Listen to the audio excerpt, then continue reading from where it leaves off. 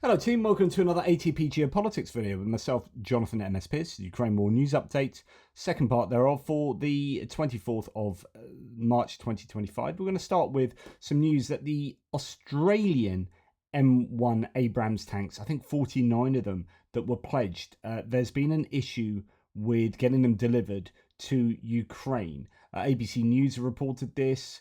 Euromaidan Press has then taken that. Operations have stalled at the Polish logistics hub set to receive these tanks for Ukraine, with European leaders blaming President Trump's recent aid suspension.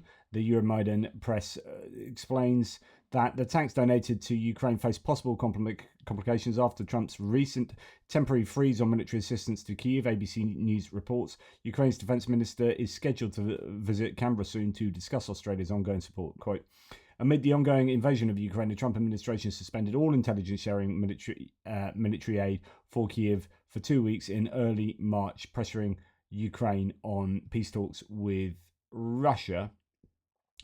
According to ABC News, Poland's Minister for National Defense has reassured last week that operations at the Rzeszów facility, or is it Rzeszów facility, had returned to normal after a week-long pause, stating, quote, we are closely monitoring the aid flowing into Ukraine.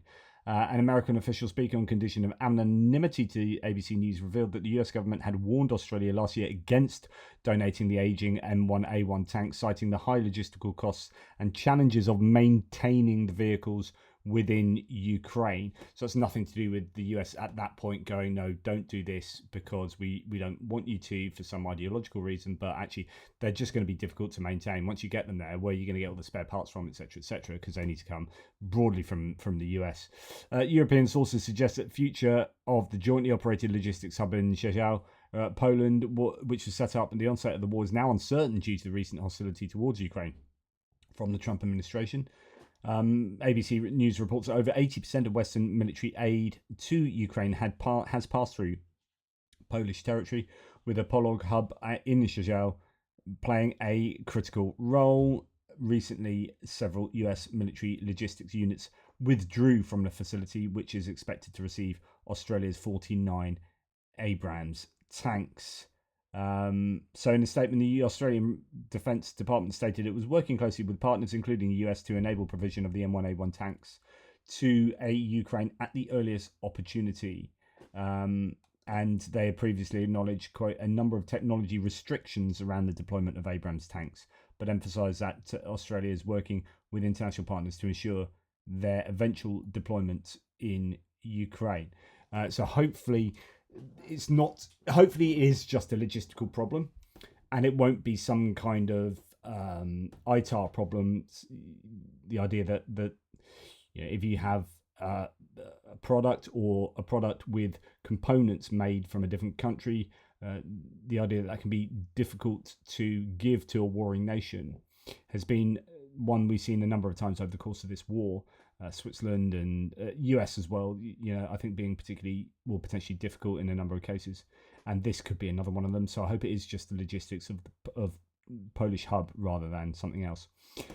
Colby Babboy here saying Ukraine's strategic industries minister tells Netavision that their own defense industry has the capacity to produce $35 billion worth of weapons, but they only have $14.2 billion in funding available.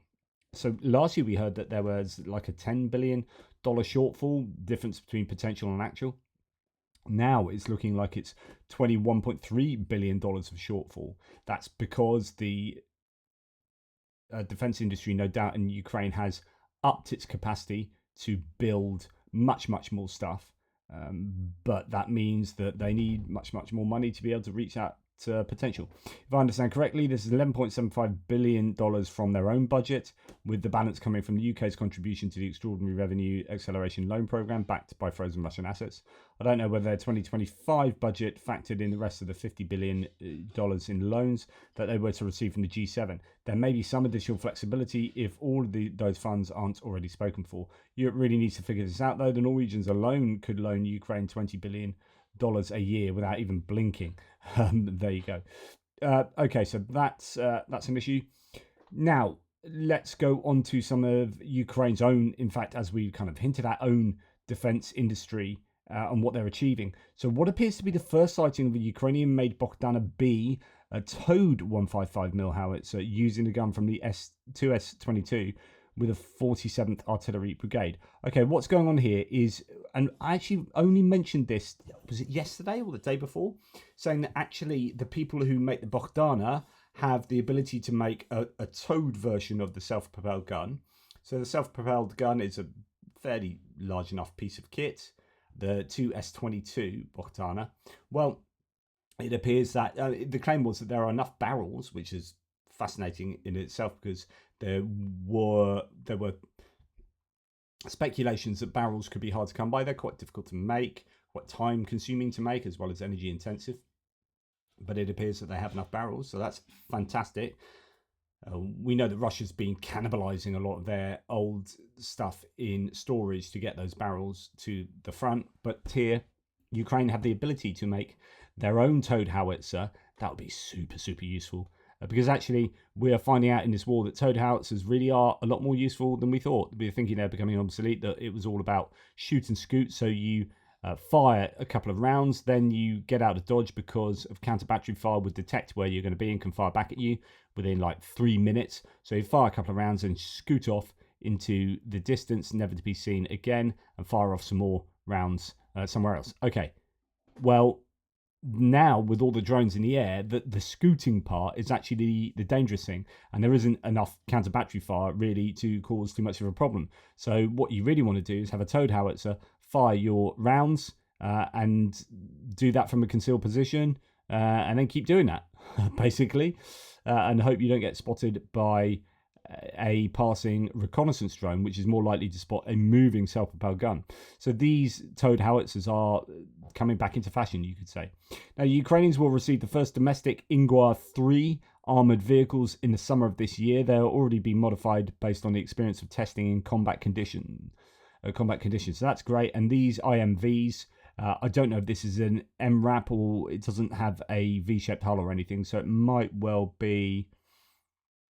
Yeah, it might just be an infantry mobility vehicle, kind of like a better version of the Humvee, but not super protective against mines. Nonetheless, you know, they use these an awful lot, these vehicles, from all sorts. You see the Andrew Perpetual loss list, they're full of Kirpies and Senators and Humvees, of course, and all of the different ones, the Novators and all the different ones, Cossacks, that they either build themselves or get in from abroad, and they have an awful lot more IMVs and MRAPs than the Russians use. So this would be super useful if they can produce their own. It makes it much more sustainable for them to defend themselves. Ukrainian startup Himera has so far delivered 6,000 handheld radios, I've reported on these before, to the Ukrainian armed forces, and has now managed to grow its production capacity to 1,000 units a month. I think these are the ones that NATO are interested in. I think they're taking kind of basic radios and being able to do some funky stuff with them.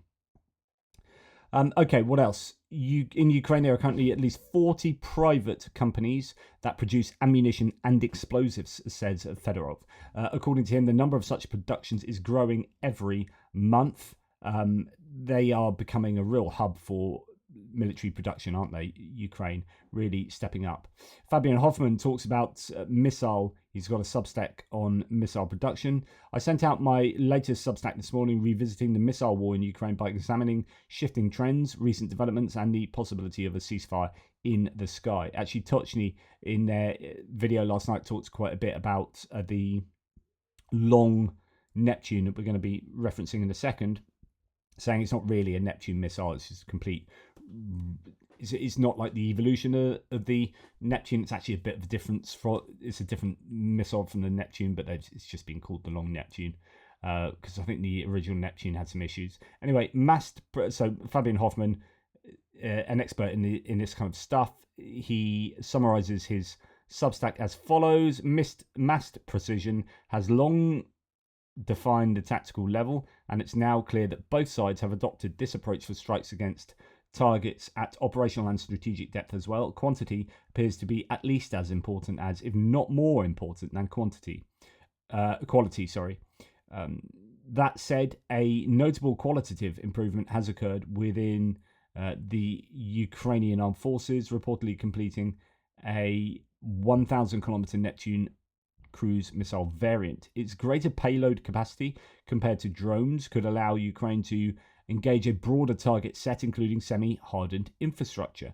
Ukraine's ability to strike Russian strategic level targets at will is its last remaining major source of coercive leverage over Russia.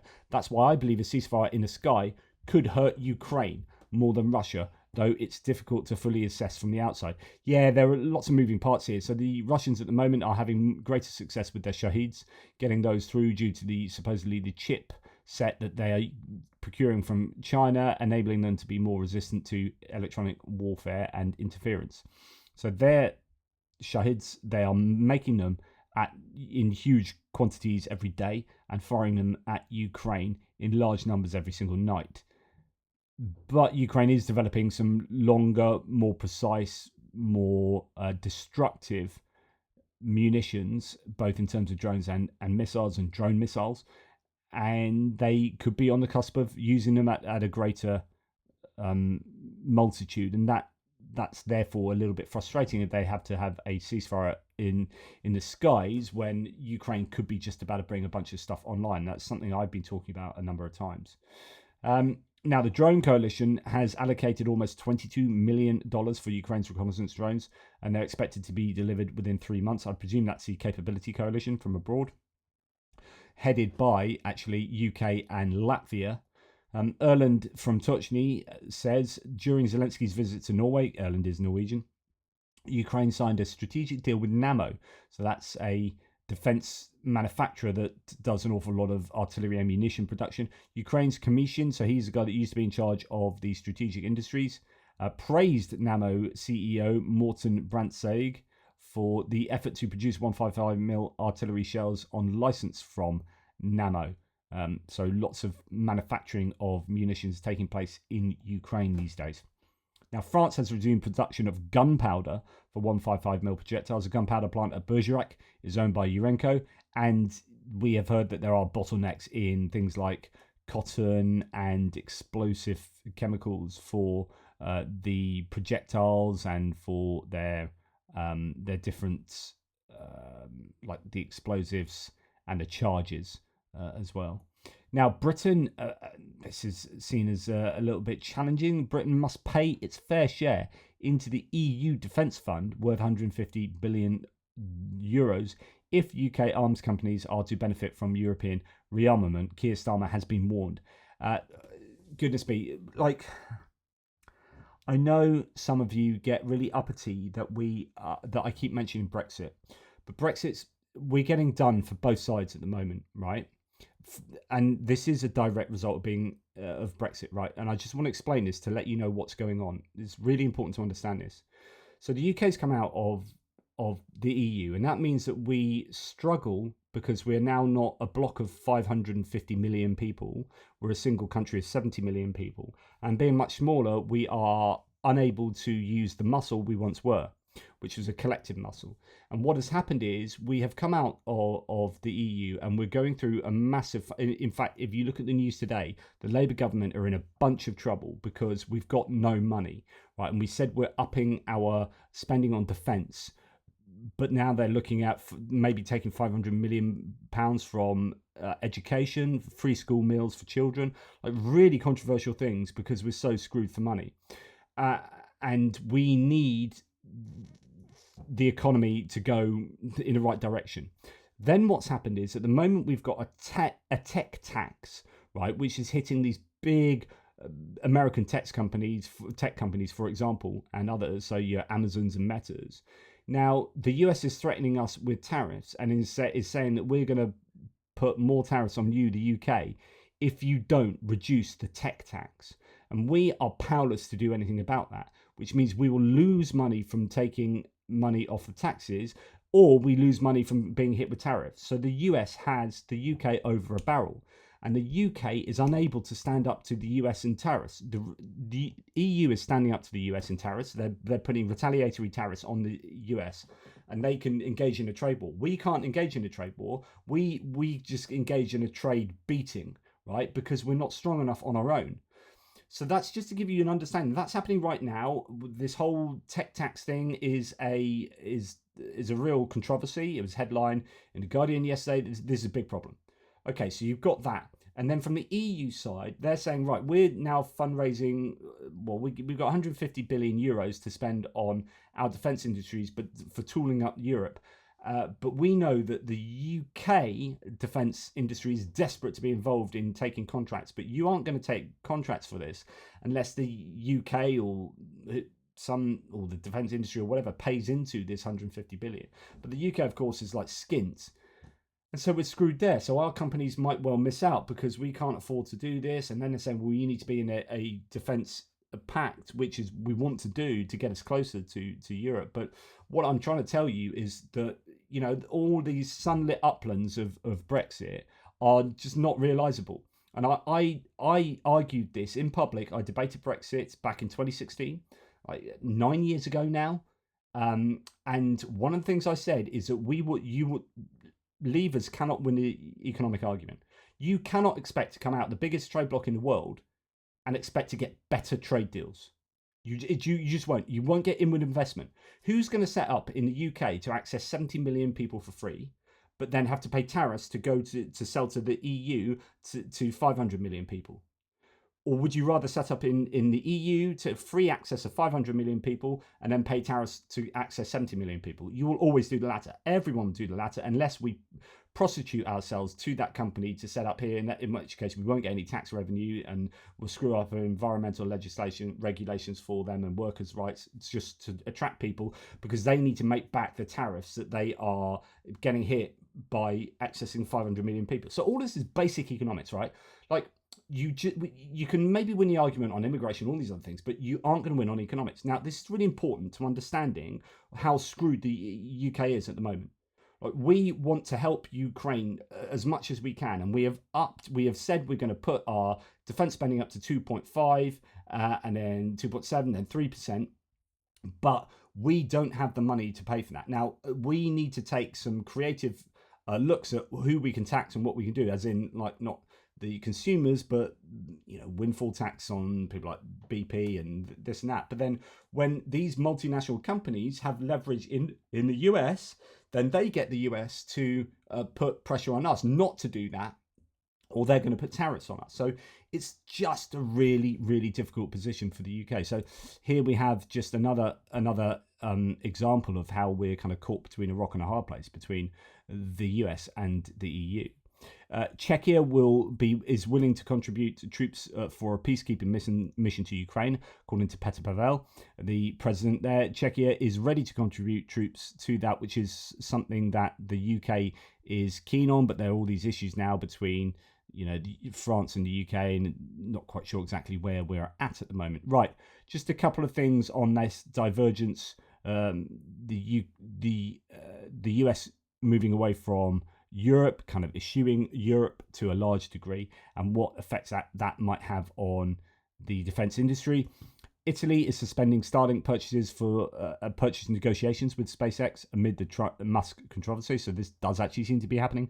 It seems to me that everything has stopped, is a quote. The topic has moved from Starlink to the statements of and about the person, Italian Defence Minister Guido Crosetto has said. So that's a major effect of the US foreign policy alignment. Canada plans to sign military security and defence contracts with the EU, according to the Financial Post and Bloomberg. Canada is interested in purchasing a dozen submarines, aircraft and tanks that could potentially be supplied by the EU. Germany, however, sticks to the F-35 purchase despite concerns. So Defence Minister Boris Pistorius has reaffirmed Germany's commitment to purchasing F-35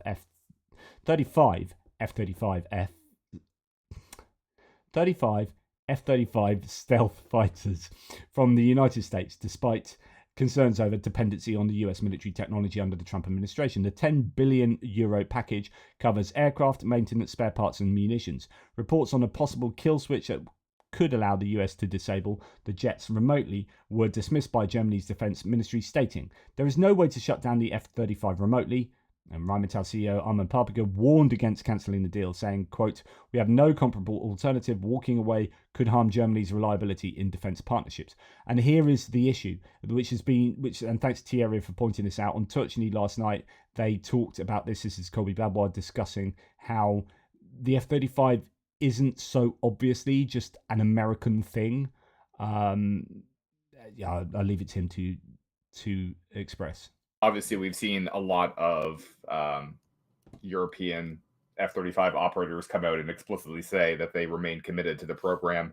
And I think something else that's very important to note, and I'll probably be writing something about this at some point in time, either for Insider or SIPA, is that people need to dispense with this idea of the F-35 just being an American platform, because it isn't. It is a joint program between a lot of different countries, and the F-35 supply chain spans Europe and other suppliers around the world.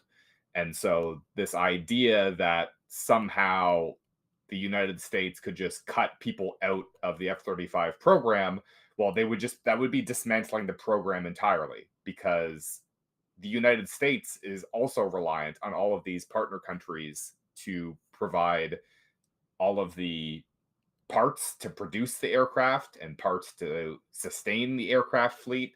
So the street goes both ways. So this is just not something that's ever going to happen, because it would just basically be an end of the aircraft. And the United States is also, extremely reliant on the F-35. It's going to make up a huge portion of the United States military's fleet, across the board, Air Force, Navy, although the Navy really isn't buying as many as they should, but Navy, Marine Corps.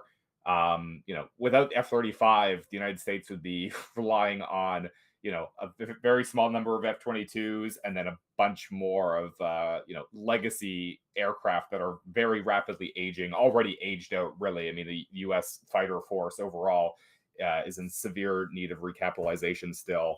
And that's only being addressed right now by F-35 and a very small number right now. New production Eagle 2s. Obviously, the F-47 announcement was just made, but that's still years away from low-rate initial production. So F-35 is not going anywhere, and there's really no actual risk here.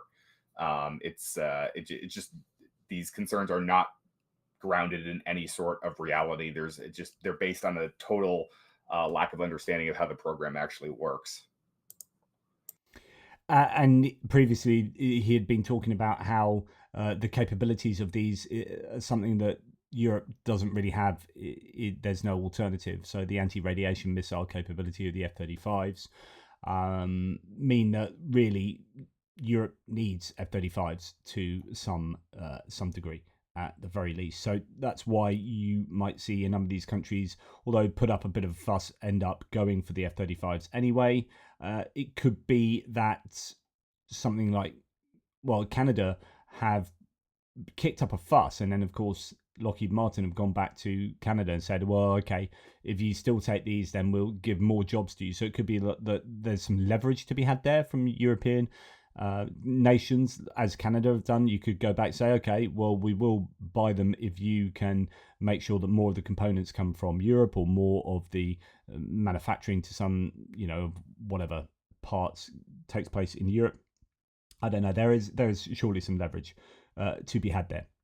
Anyway, that's enough from me. I really appreciate your support. Take care, guys, and I'll speak to you soon. Just to remind you that we are very close to completing our NAFO fundraiser, thanks in large part to a huge donation that took place yesterday. It's at 91%, 312 donations, so close to the 78,000. And remember, there's a patch you can get for ATP, or a joint Rick the Ukrainian and ATP geopolitics patch there. If you donate a certain amount and whatnot. It's all detailed on the page here that you can access through clicking the link that's in the description below. Anyway, thanks very much again. Take care, and I'll speak to you soon.